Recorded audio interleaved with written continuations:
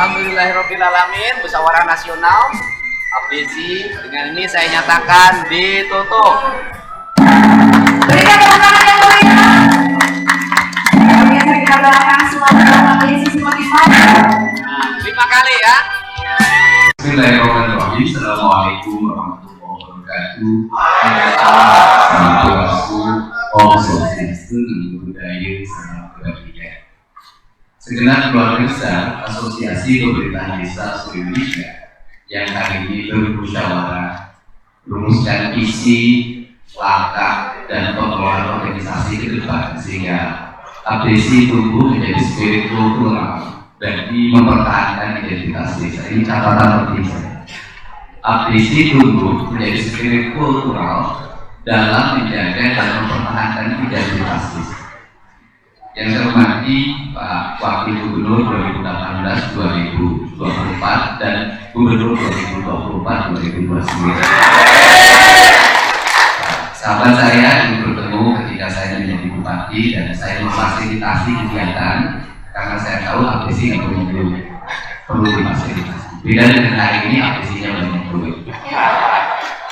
Seluruh tamu undangan dari Kementerian Pariwisata dan Ekonomi Kreatif. Yang pertama, di balik hingar-bingarnya kita bicara tentang dana desa, kita bicara tentang perpanjangan batas kepemimpinan kepala desa yang pertama 8 tahun. Justru di balik itu saya itu berhasil.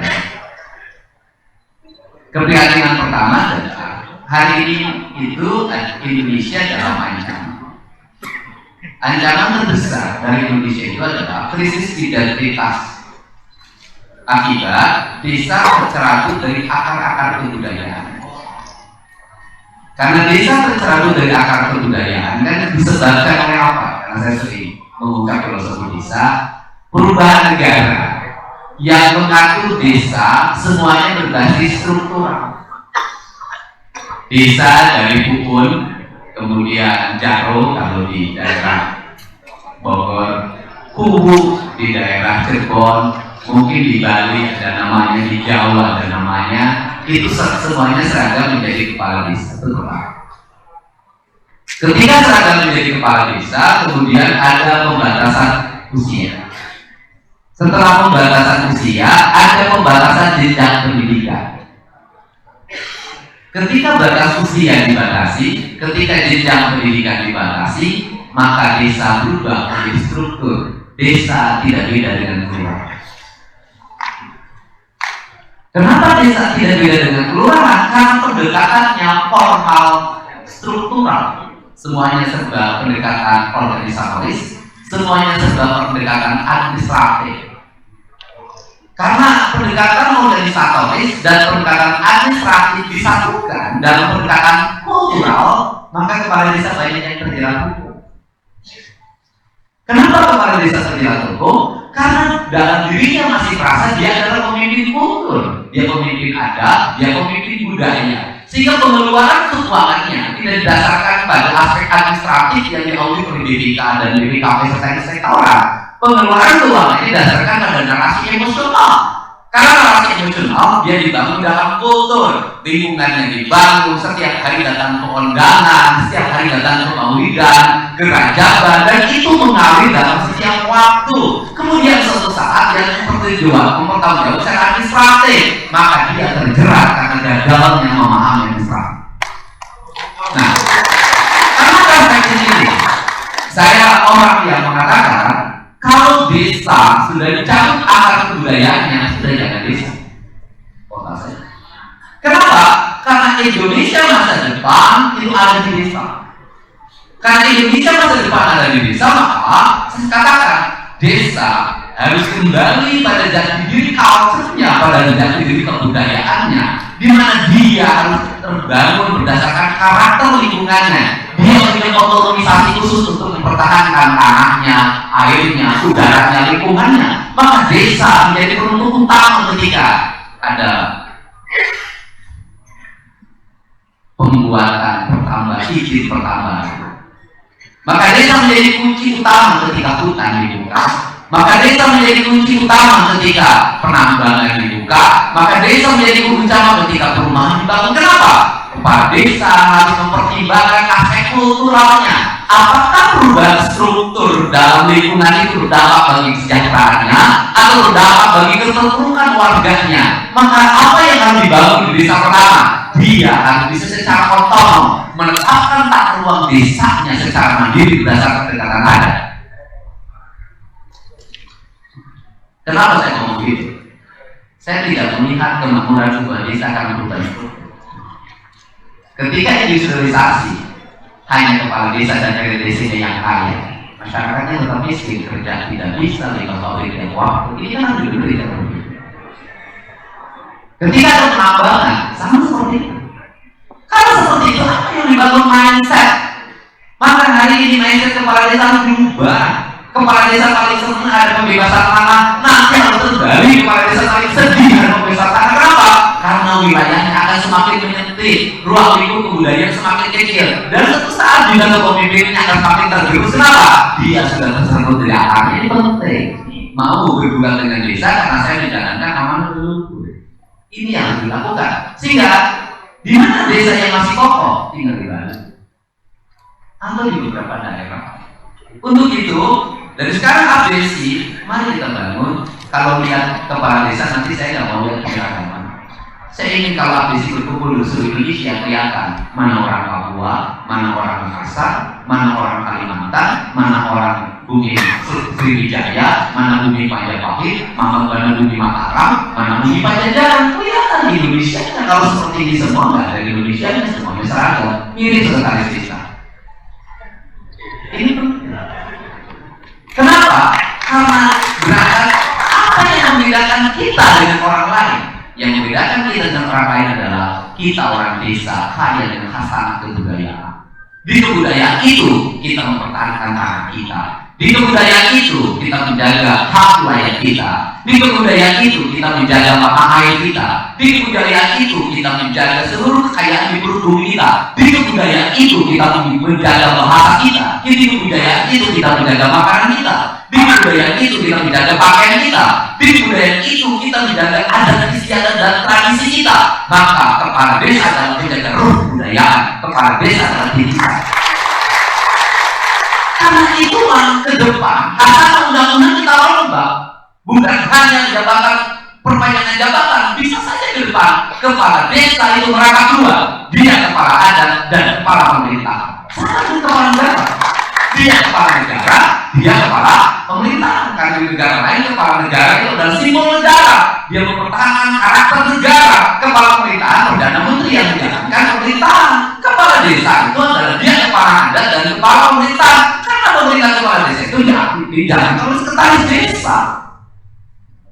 Ini penting. Maka saya termasuk orang yang dari dulu tidak sepakat pembatasan pendidikan. Kenapa? Karena memimpin desa bukan urusan doktor, bukan urusan S1 dan S2. Memimpin desa itu adalah kemampuan dan menggerakkan publik berkaitan publik. Usia bukan batasan, dia bisa lebih muda, dia bisa lebih tua. Kenapa? Karena dia harus bisa menggerakkan publik. Problem hari ini adalah kepala desa banyak yang tidak punya kemampuan menggerakkan publik. Ya, betul. Kalau kepala desa di desanya di demo tidak punya kemampuan menggerakkan publik. Nah, ini penting. Kenapa? Dia pertahanan.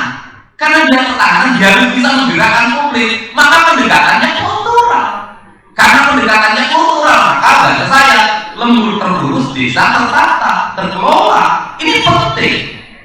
Karena ini penting agar apa? Agar ketokohan itu Anda yang memiliki ketokohan. Maka disitulah ada multi level dalam dirinya. Dia tokoh adat, dia paham agama, dia paham ilmu pemerintahan. Waduh, saya belum apa. Nah, ini penting kalau Indonesia ingin hebat. Kalau Indonesia ingin maju, karena pertahanannya di sini. Nah, sehingga di desa itu ada yang aneh. Ada yang kepala desa nggak bisa pidato, tapi sama rakyatnya dikutip. Apa ada kepala desa yang pintar pidato tapi nggak bisa ngomong? Nah, kenapa? Karena tingkat pendidikan publik yang semakin meningkat, kemudian gelora politik di desa yang semakin meningkat, berdampak apa? Menurunnya wibawa kepala desa. Di mana letak menurunnya wibawa kepala desa? Apa saya prihatin?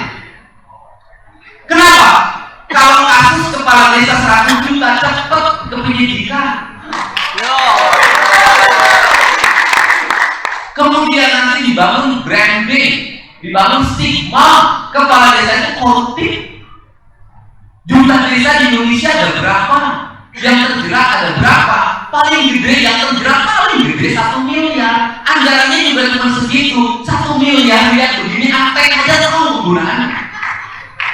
Yang berbahaya itu saya katakan bukan di desa, makin tinggi di kabupaten, makin tidak terdeteksi. Di kabupaten nyawa 200 juta nggak ada tahu. Nyolong 1 miliar dan saling pecah-pecah, selanjutnya nggak akan ketahuan. Di desa ketahuan, ke provinsi lebih gede lagi, di kementerian lebih gede lagi. Ini stigma. Stigma ini harus dirubah dengan cara apa? Kepala desanya bangun dong brandingnya. Hal-hal yang kece-kece jangan dilakukan lagi. Kepala desa ketangkap bahwa membunuh istri sekretaris desa. Ada yang raja loh. Ada yang raja, makanya kepala desa harus meletakkan dalam dirinya pemimpin adat. Dia harus masuk dalam tataran di lingkungannya. Biarkan itu yang membereskan adatnya. Gak usah oleh penyidik menurut saya dulu. Udah sama adatnya, kepala desa takut lagi di istri tetangga. Anda harus hati-hati. Kenapa? Berita digital ada ini selalu trending topik atau viral. Viralnya kepala desa, 1, mabuk di tempat karaoke. 2, niduri istri tetangga. 3, pacaran sama staf desa. Kenapa kepala desa kena duitnya nggak cukup? Kenapa? Karena kalau pejabat yang lain tempat karaoke-nya VIP, nggak ketahuan, rapi, dijagain. Hotel nggak akan masuk ke jendela orang. Dia gunakan hotel yang pakai password, aman. Kepala desa duitnya nggak cukup, bisa naik jendela. Benar kan? Kalau kelakuan nggak salah saja. Yang bedanya kepala desa ini jangan pinter akan duitnya nggak cukup dan dia dilatih bagaimana cara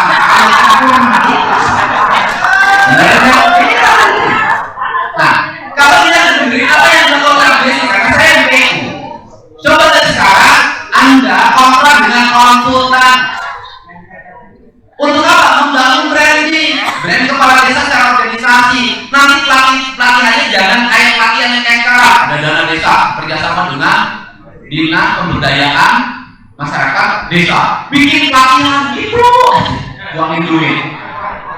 Karena nggak menarik penceramahnya, pembicaranya. Kepala desa izin sama istrinya 3 hari. Emang saya nggak tahu kelakuan? Izinnya 3 hari. Padahal di ruangannya hadirnya cuma 1 jam. Kebanyakan itu kan izin.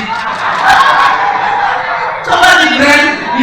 Coba konsultan. Anda harus ada konsultan. Nanti kepercayaan publik terhadap kepala desa kan ada tuh. Riset KPK, riset terhadap Polri, DPR, lembaga kepresidenan. Kepala desa harus mulai riset. Kenapa? Anda adalah kelembagaan yang harus dijaga marwahnya. Jangan selalu dihinakan. Saya sedia ada kepala desa selalu dihinakan. Sama pemerintah kabupaten. Coba bayangin. Setiap Anda, RT Anda itu lebaran dananya nggak keluar, itu ada. Dia cici, sial. Padahal RT cuma dapatnya setahun 1.200.000. Itu pun lebaran nggak turun karena alasan dana kabupatennya nggak cukup. Padahal pejabat kabupatennya pada cukup semuanya.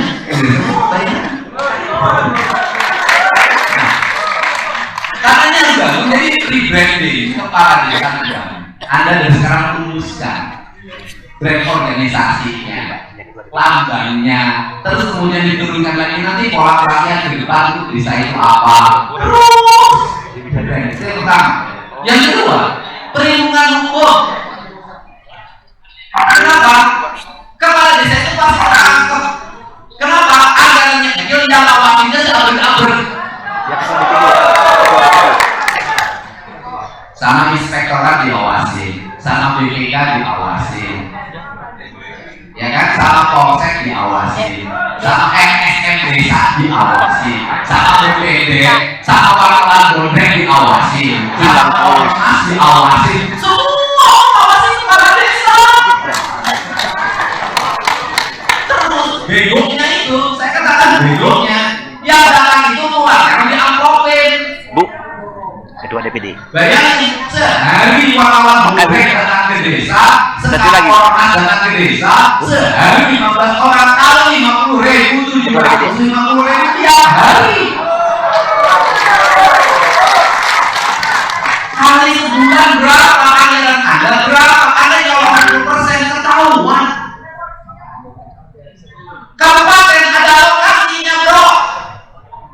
Provinsi ada alokasinya, ada kerjasama media sekian miliar, ada jamuan tamu sekian miliar, semua desa. Di kabupaten ada tamu, ada jamuan tamu, hotel ada fasilitasnya, desa tiap hari pejabat datang ke desa tidak ada alokasi jamuan tamu. Anda nggak mikir makan di desa ini dari mana? Ini kenapa dibenerin? Ini yang harus Anda omongin. Desa itu, kenapa kepala desa nggak pernah ikut lomba? Karena mesti ikut. Yang kunjungannya istri PKK-nya, dharma wanitanya terus. Akan pusing, menangnya cuma dapat piala. Dipuji-puji, iya. Apa Anda yang menikah? Enggak. Saya itu kalau berpikir, nanti itu lombakan desanya. Kemudian juaranya nanti langsung dikasih insentif anggaran provinsi, anggaran kabupaten. Juara pertama lomba desa tingkat provinsi, saya kasih insentif 10 miliar per tahun. Ini penting. Nah, ini penting. Nah, bagaimana saya minta yang ABC kabupaten atau ABC provinsi kerjasama dengan konsultan hukum. Kasihan. Kalau ada anak buah Anda yang bermasalah apapun, dampingi secara profesional, jangan dibiarkan. Kenapa? Karena nanti anak buah Anda nyolongnya 100, hilangnya 500. Ya betul. Ya kan? Benar nggak? Nah, dari sinilah kita organisasi bekerja untuk melakukan konsolidasi penataan. Agar apa? Agar kepala desa ini menjadi tokoh-tokoh yang berwibawa. Agar brand pemberitaan kepada desa itu positif. Saya katakan, kalau dari sekian ribu yang kena cuma 100, berarti sebenarnya kecil penyimpangan. Untuk apa? Membangun kepercayaan publik ke depan. Kenapa? Saya ingin anggaran desa terus meningkat. Saya ingin pemerintah desa bisa mengatur dirinya sendiri. Bahkan saya ini sudah punya gagasan sudah sejak lama. Kalau desa ingin maju, maka dana bagi hasil pajak harus langsung dibagi dengan desa. Kenapa saya ngomong begitu? Di desa Anda ada perusahaan per tahun bayar pajaknya itu 500 miliar. Kemudian sampai hari ini di lingkungan perusahaan tersebut masyarakatnya tidak dapat air bersih. Masyarakatnya jalannya hancur. Masyarakatnya mendapat pencemaran udara yang sangat tinggi. Untuk bagaimana cara desa agar dapat perhatian dari perusahaan itu? Harus demo, harus tutup pabriknya, harus itu, harus ini. Padahal perusahaan sudah bayar pajak. Tapi kalau diatur dana bagi hasil pajaknya, pusat, provinsi, kabupaten dengan desa itu sekian persen, maka cukup 5 kali dana bagi hasil berikan Anda sudah bisa menjadi dana bagi desa dan Anda bisa membangun oleh diri Anda sendiri dan tidak surplus ke depan. Nggak usah lihat anggaran lagi. Kalau dari 500 miliar desa misalnya dapat alokasi 5%, ini berarti ada desa dapat 25 miliar. Kalau 20 miliar dapat kali 5, maka desa mendapat 125 miliar. 120 miliar dari desa itu sudah bisa menjadi dana abadi, dana investasi desa untuk pembangunan desa. Desa sudah mandiri. Kalau dalam berlakukan di seluruh Indonesia, maka Indonesia akan surplus anggaran ke depan. Jadi tidak ada lagi bikin malu. Desa mengajukan proposal Agustusan ke perusahaan minyak di sampingnya.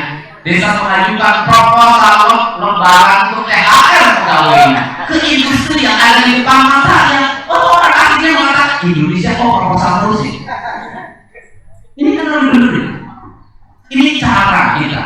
Jadi ke depan saya ingin ABC lagi berteriak-teriak hanya untuk diri. Oh, jangan mereka harus dapat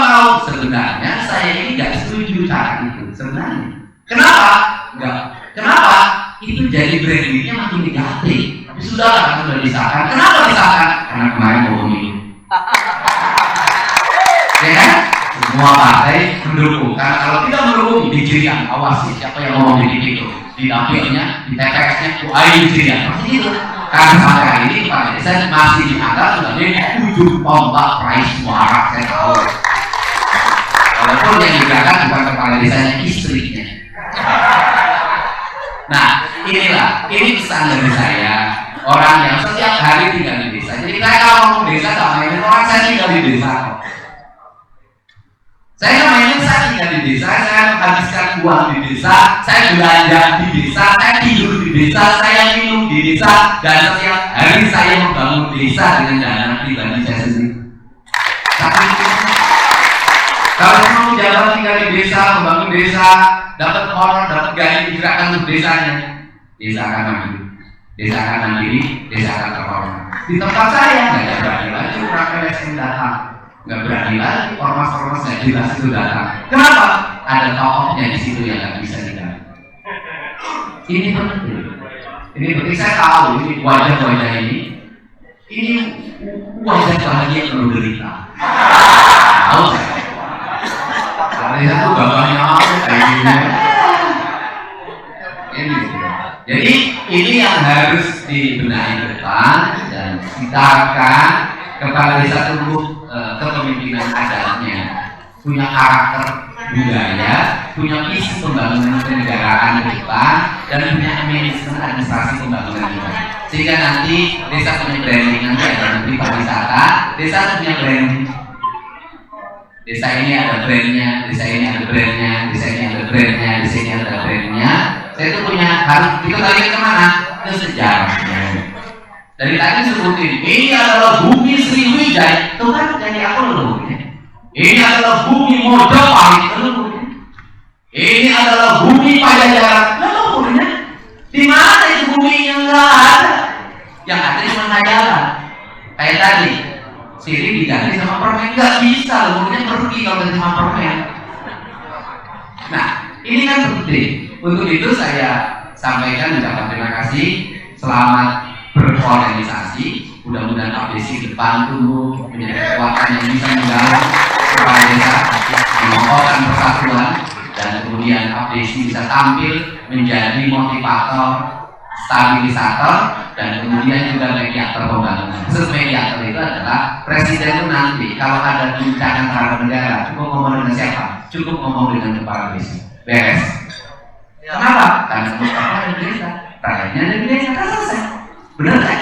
Nah, jadi saya ingin loh, ini negara tokoh-tokoh Indonesia nanti bukan hanya tokoh yang ternama dari sisi akademis, dari sisi kemampuan ilmu saja, atau jumlah masa. Saya ingin yang dipanggil itu adalah tokoh dari desa, dianggap tokoh nasional.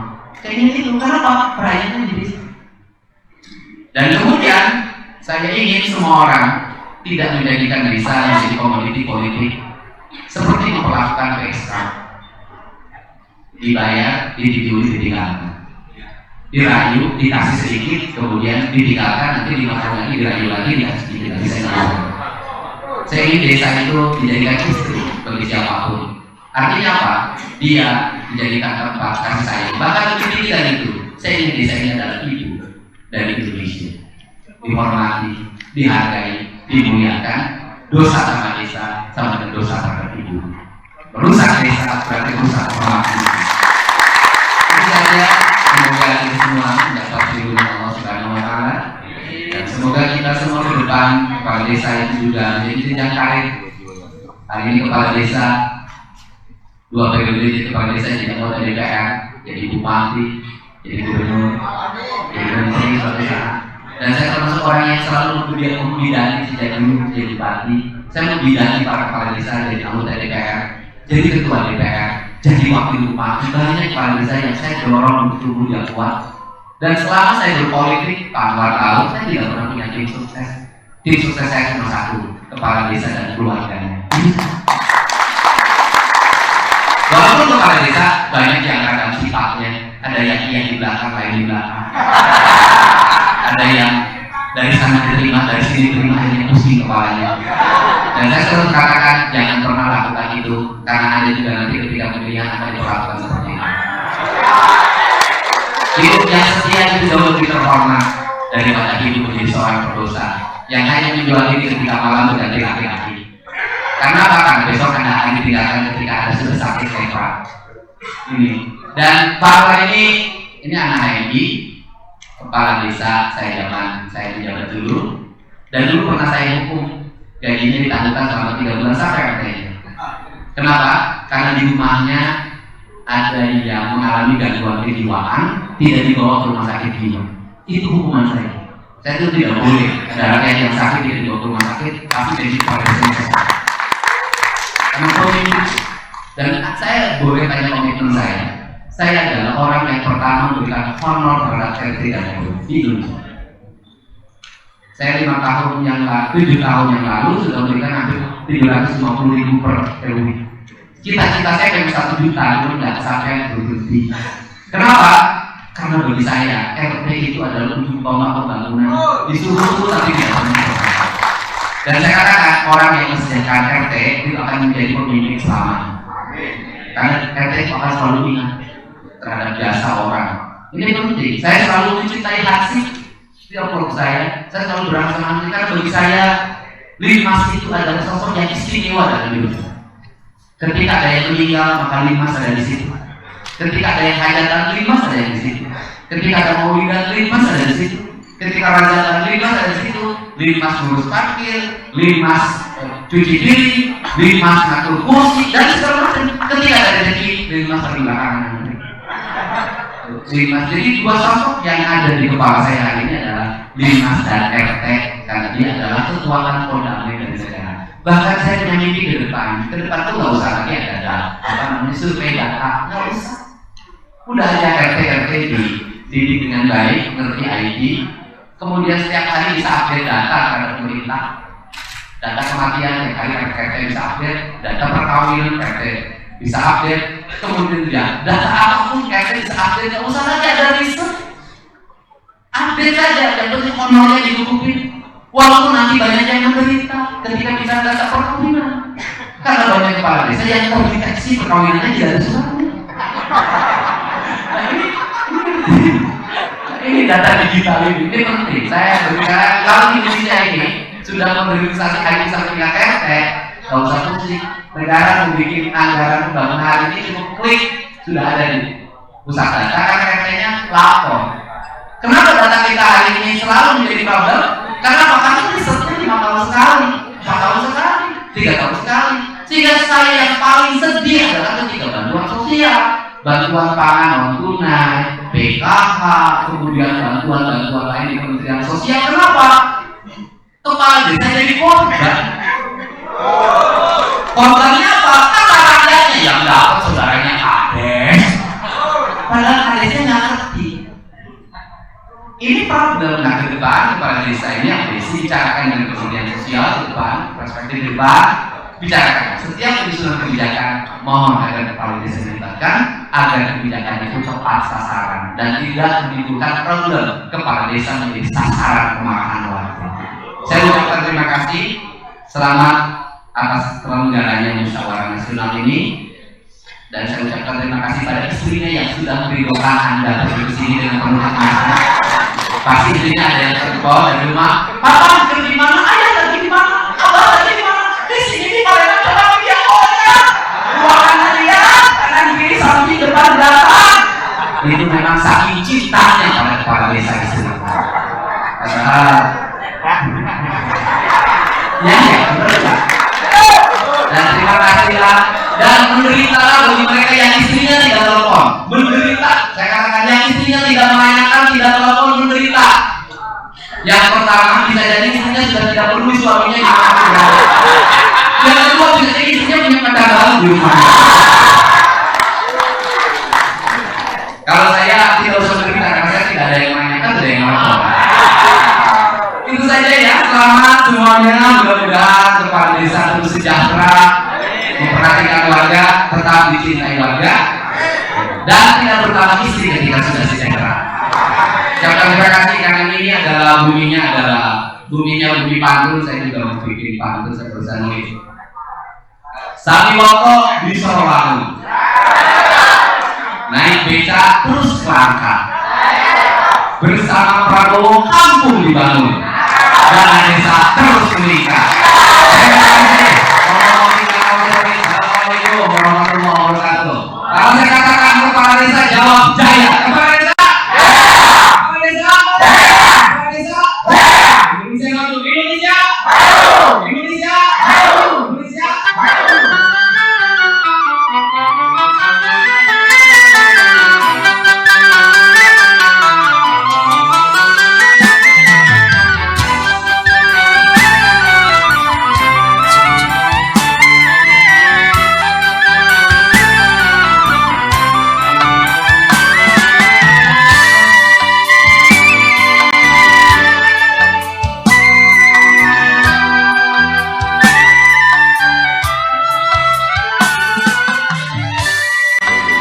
Alhamdulillahirrahmanirrahim, musyawarah nasional ABSI dengan ini saya nyatakan ditutup.